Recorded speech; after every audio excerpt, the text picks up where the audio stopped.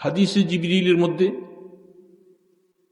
জিবরিল আলাইহিস সালাতু ওয়াস সালাম আল্লাহর হাবিবের সামনে আইসা বৈশা তিনটা প্রশ্ন করেছিলেন আল্লাহ রসুলকে। প্রথম প্রশ্নটাই ছিল মাল ঈমান, ঈমান কি জিনিস।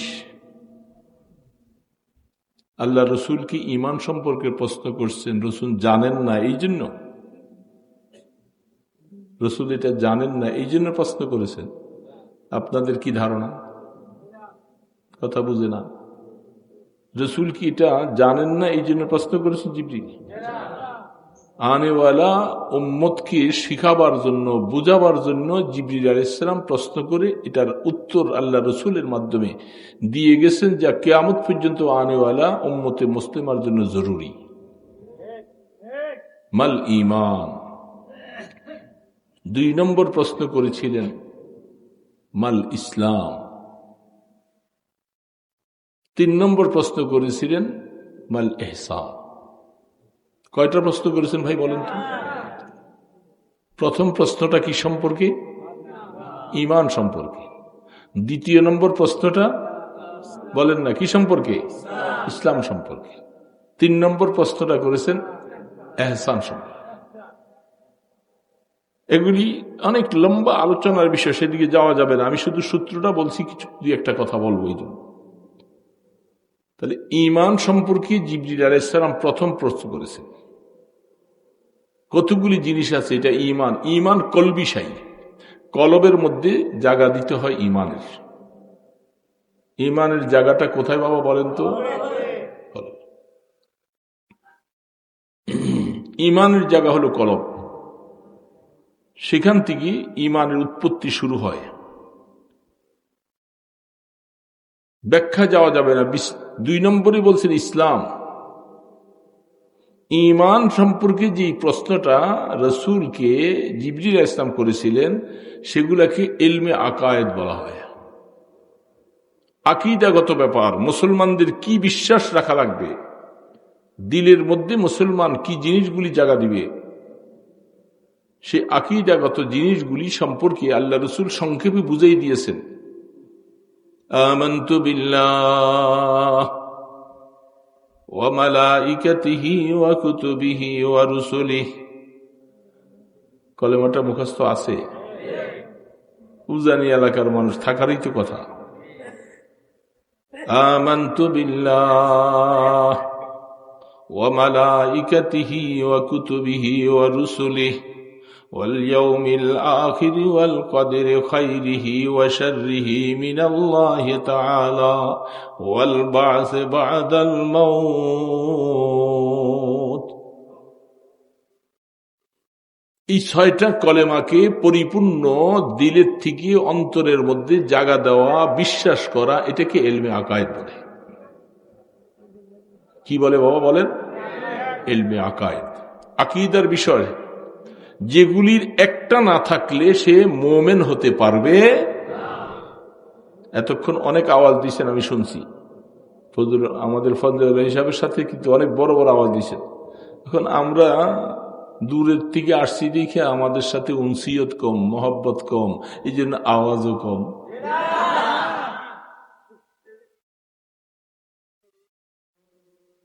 তাহলে এই 6টা বস্তুর মধ্যে প্রত্যেকটা দিলের অন্তরের অন্তঃস্থলে মা লাহা ওয়া মা আলাইহা পরিপূর্ণ জায়গা দেওয়ার নাম হলো ইলমে আকায়েদ। এগুলি আকীদাগত বিশ্বাস রাখা লাগবে। এগুলি বিশ্বাস না রাখলে, এই যে এখন কাদিয়ানীদেরকে অমুসলমান বলতে হয় কেন? এই ইলমে আকায়েদের মধ্যে এসে সমস্যা দাঁড়াইছে। ইলমে আকায়েদের দিক থেকে আল্লাহর হাবিব কি সর্বশেষ নবী, আমাদের নবীজির পরে আর কোন নবী আসবেন না, আর না এই অর্থটা না আমাদের নবীর পরে আর কোন নবী নাই। দুইটার মধ্যে কোনটা অর্থ বুঝবেন আপনি? অনেকে বুঝে নাই, মারপেস বুঝে নাই। আমাদের নবীজির পরে আর কোন নবী, যদি বলা হয় আমাদের নবীর পরে আর কোন নবী আসবেন না, এটা ঠিক হবে না নাই ঠিক হবে? সবাই বুঝেন? লা নবিয়্যা বাদি বলছেন, আমার পরে কোনো নবী নাই। আসবেন না বললে সমস্যা আছে, কারণ নবী আরেকজন আসবেন, ঠিক না ভাই? ঠিক। কে উনি বলেন?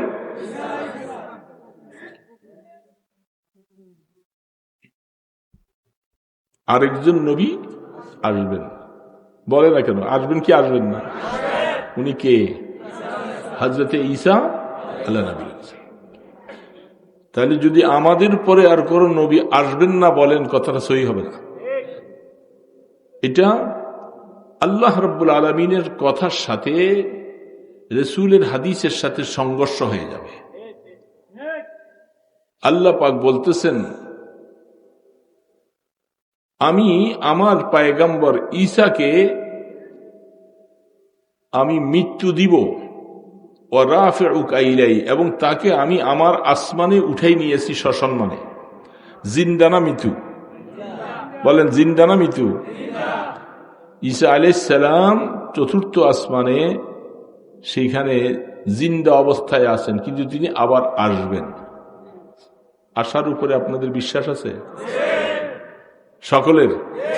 যদি বিশ্বাস না থাকে, ইমানদার খুব ভালো করে, তাহলে নবী আসবেন। আনা খাতামুন নবিয়্যিন লা নাবিয়্যা বাদি, আমি সর্বশেষ নবী, আমার পরে আর কোন নবী নাই। তাহলে ঈসা আলাইহিস সালাম আসবেন, যে উনি কেমন কথা হইল? হ্যাঁ, বুঝতে হবে, রাখেন, কথা শেষ হয় নাই। আসলে এটা বলার উদ্দেশ্য ছিল না, এই ইলমে আকায়েদের কথা বলতে যাইয়া এই কথাটা চলে আসছে হিসাবে বলতেছি। নবুয়তের মর্যাদা বেশি না উম্মতের মর্যাদা বেশি? সবাই বলেন আওয়াজ দিয়া। ভাইয়েরা ওই কোনায় কোনায় বসছেন, বোঝা যায় না কথা? আমার সামনে খালি, কিন্তু ওই দিকে চলে গেছে, আরেক দিকে খাল কাটটা চলে গেছে, ওই দিক দিয়ে যেন মাছগুলি যাই যে ধরতে পারে। ওইখানে কি ফ্যানের বাতাস আছে নাকি? তাহলে সামনে, আলোচকের সামনে থাকলে বরকত বেশি, দূরের থেকে বরক সামনে আসে না, ওনারা ওই দূরে ছিল। দেখবো এবার সামনে কি আসতে মনে চায়, একটু দেখেননি? একটু এই সামনে আসতে লারা দিলে দুই একজন যাইবার সুবিধা পাবে, কারণ অনেকে এতক্ষণ যাইতে চায়, যাওয়ার মতো সুযোগ পায় না। এই সুযোগে আপনারা একটু সামনে আসলে উনি আসতে পিছন থেকে যাব। উজানি এলাকার মানুষ একটু আসেন, সামনে আসেন, আমার সামনে আসেন, দেখি মানুষ অল্প তো, সিটে সিটে রাখলে এটা আমরা মিছিল করতে বসছি নাকি, যে ছড়াই ছড়াইয়া রাখলে বেশি মানুষ দেখা যাবে? তো মিছিল না, তা আলোচনা বিষয়। আর যিনি এতটুক কথা যিনি মানতে পারবেন না, উনি কি ওয়াজ শুনতে বসছেন? আমি তাকে কি ওয়াজ করব? হ্যাঁ, কি ওয়াজ করবো আমি? যে নিজের ভিতরে এতটুকু অহমিকা গরুরে নিয়ে বসে আছেন যে আমি এই হুজুরের কথা শুনবো কেন, তাহলে বোঝা গেল তার আলোচনা শোনাটা আপনার জন্য ঠিক হবে না, কারণ এই আলোচনার থেকে হেদায়েত আসবে না।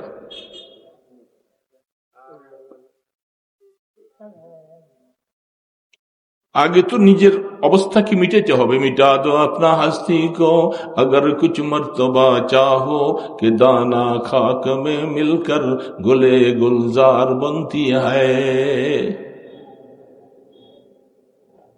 অনেক সময় দেখা যায়, আপনারা তো অল্প মানুষ, বড় বড় মসজিদের মধ্যে পুরা মাঠ ছড়িয়ে আছে, ওইখানে চারজন, ওইখানে দুইজন, ওইখানে তিনজন।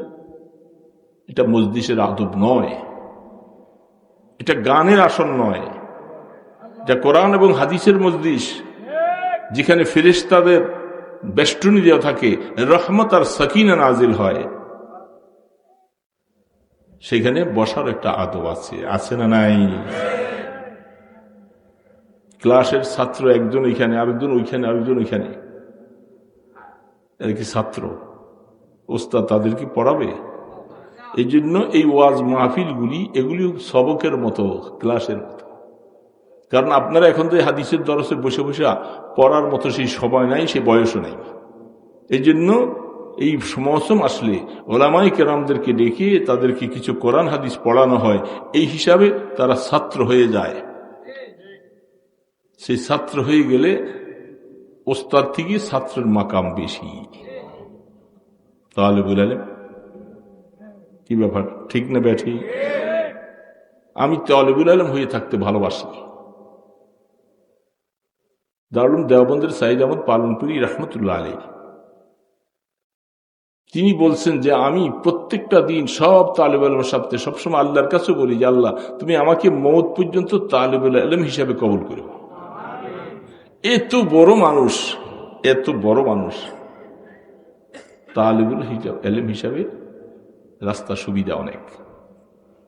তো বলতেছিলাম ঈসা আলা নবীন আলাইহিস সালাতু ওয়াস সালাম আসবেন। আমি সেখানে বলছি নবুয়তের দাম বেশি না উম্মতের দাম বেশি?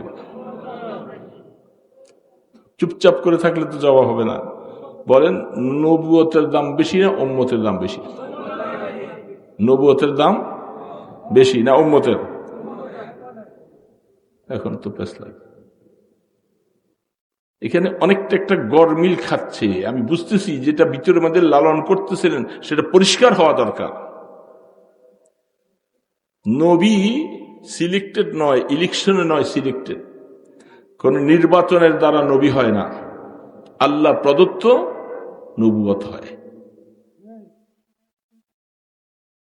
একটা জায়গার মধ্যে এসে আমরা হোঁচট খাচ্ছি, সেটা হলো কি আমরা সবসময় বলি যে সমস্ত নবীর থেকে শ্রেষ্ঠ নবী আমাদের নবী, সমস্ত নবীর উম্মত থেকে শ্রেষ্ঠ উম্মত হইলাম আমাদের নবীদের উম্মত। আমরা উম্মতের দিক থেকে অন্যান্য নবীর উম্মত থেকে শ্রেষ্ঠ।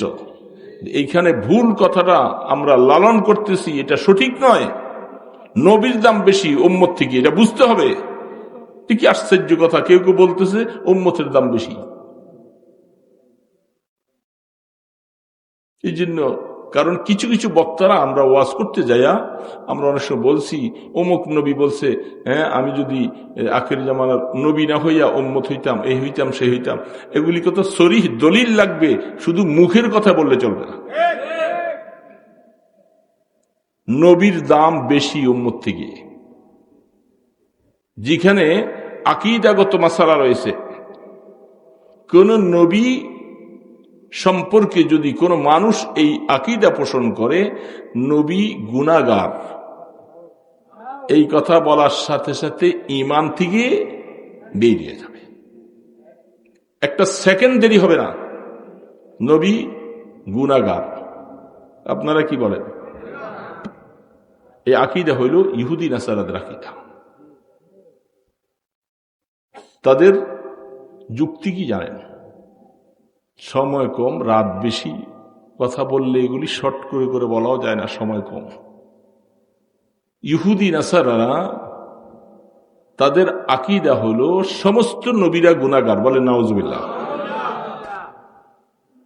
সমস্ত নবীরা কি? তাদের দলিল কি?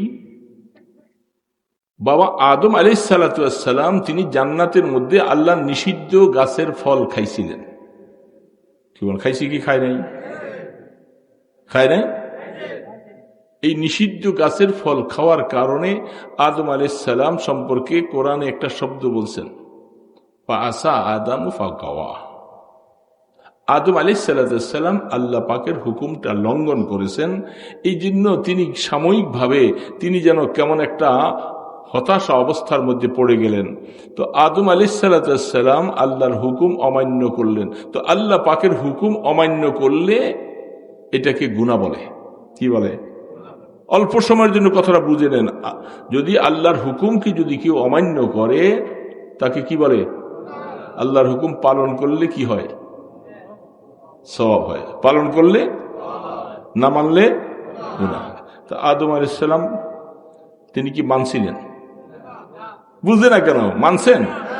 তাইলে সেই দৃষ্টিকোণ থেকে তাদের কথা হলো আদম আলাইহিস সালাম তো গুনাহগার। কিছু সময়ের জন্য মাইনা নেন, কোরআন বুঝার জন্য, হাদিস বুঝার জন্য, তাহলে আদম আলাইহিস সালাম গুনাহগার। আদম আলাইহিস সালাম গুনাহগার থেকে মা হাওয়া, আদম আলাইহিস সালাম দুইজন, তারা স্বামী স্ত্রী। পৃথিবীতে যত নবী আর রসুল আসছেন ওই তাদের সন্তান এরা না, ভিন্ন কোনো সন্তান? আদম ইসলামের সন্তান সিলসিলা না? তো বাবার সন্তান, বাবা গুনাহগার, এই জন্য সেই গুনাহগার বাবার থেকে, ওরস থেকে যারা আসছে এরা সব গুনাহগার। এই জন্য তাদের আকীদা হইল সমস্ত নবীরা কি?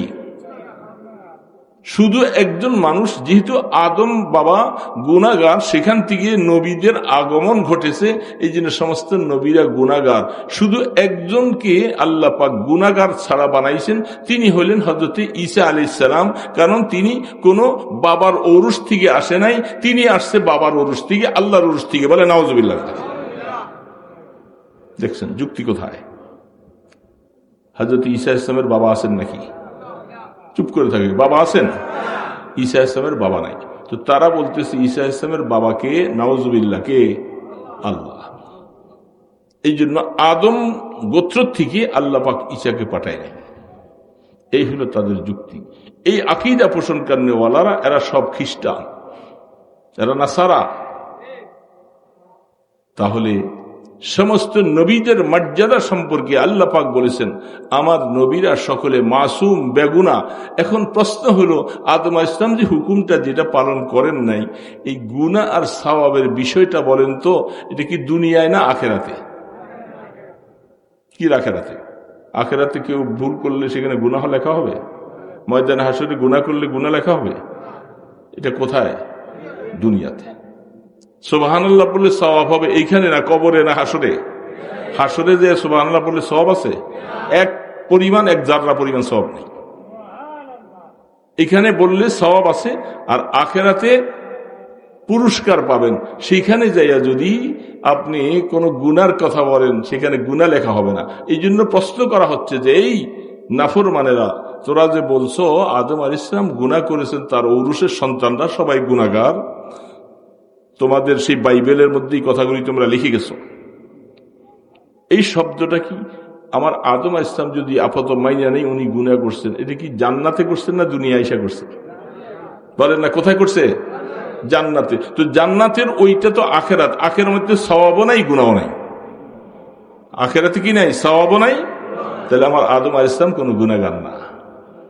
গুনাহ আর সওয়াবের মাসালা হলো কোথায়? দুনিয়াতে। এই জন্য নবীদের মাকাম সবচেয়ে বেশি।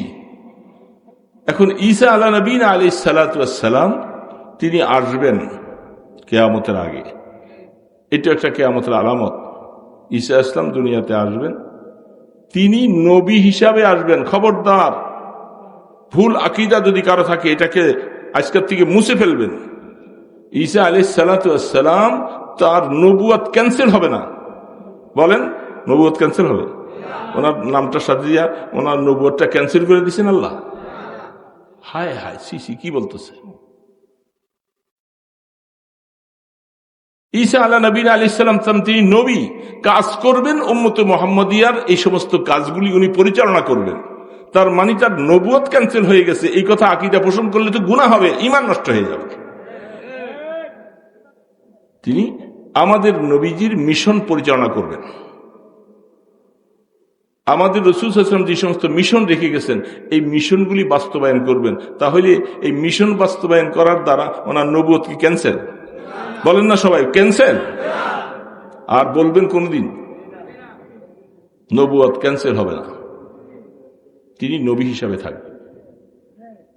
এখন উনি দুনিয়াতে আসবেন, তাকে আল্লাহ পাক পাঠাবেন। উনি আমাদের জন্য আসবেন না, উনি আসবেন ওনার নিজের কিছু কাজ বাকি আছে সেই কাজের জন্য। আহা, ওনার কাজ বাকি। দেখেন, আপনার বাবা অসুস্থ, বাবাকে চিকিৎসা করার জন্য একজন ভালো ডাক্তার আনলেন। উনি চিকিৎসা করে গেল, ওষুধ দিয়ে গেলেন, ওষুধ আনিয়া খাওয়াইলেন, রোগ সারে নাই। কিছুদিন যাওয়ার পরে আপনি আরেকজন ডাক্তার আনলেন, তিনি ওষুধ দিতেছেন, 1 মাস খাইল, 15 দিন খাইল, ওষুধ ভালো না। আপনি তাকে বাদ দিয়ে আরেকজন আনলেন, একে একে 3-4 জন ডাক্তার আনলেন। সর্বশেষ একজন ডাক্তার আনলেন, সেই ডাক্তার আসার পরে যা ওষুধ দিয়েছেন, মেডিসিন দিয়েছেন, মাশাআল্লাহ এই ওষুধ খাওয়ার পরে আপনার বাবা মওত পর্যন্ত সুস্থ। এখন আপনি বলেন, সর্বশেষ ডাক্তার যিনি, তিনি উপরওয়ালাদের সবার তুলনায় উনি ভালো, ওনার প্রেসক্রিপশনটা ভালো। ঠিক আদম আলাইহিসসালাম থেকে নিয়ে আমাদের নবী ঈসা আলাইহিসসালাম পর্যন্ত যত নবী রাসূল আসছেন, তারা এক একটা জামানার জন্য, কিছু সময়ের জন্য, কিছু উম্মতের জন্য নবী ছিলেন। যখন তিনি চলে গেছেন তার নবুয়ত, এইভাবে করে তার উম্মতেরা আবার পথভ্রষ্ট হয়ে গেছেন। আবার আরেকজন নবী আসছেন, তারাও আবার এক সময় পথভ্রষ্ট হয়ে গেছেন। হতে হতে এক একজন ডাক্তার আইসা রুহের চিকিৎসা করলেন, পুরাপুরি উম্মতেরা সুস্থ হয় নাই, ভালো হয় নাই। সর্বশেষ ডাক্তার হিসাবে, রুহের চিকিৎসক হিসাবে আল্লাহ পাঠিয়েছেন মুহাম্মাদুর রাসূলুল্লাহ। ওনার চিকিৎসা কিয়ামত পর্যন্ত রোগী সুস্থ থাকবে।